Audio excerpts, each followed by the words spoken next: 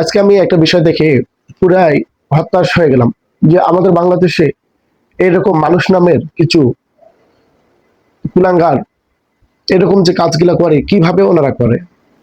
কেননা আমি অতি পূর্বে দেখলাম ভিডিওটা যে হয়তো ওনার স্ত্রী হতে পারে, মহিলা জানের ভয়ে বাচ্চাকে কোলে নিয়ে রাস্তায় এমন ভাবে দৌড়াইতেছে সেটা বলার বাইরে। আর পিছনে ওনার কুলাঙ্গার যে হাজবেন্ড, উনি একটি অস্ত্র হাতে নিয়ে ওনাকে ধাওয়া করতেছে মারার জন্য।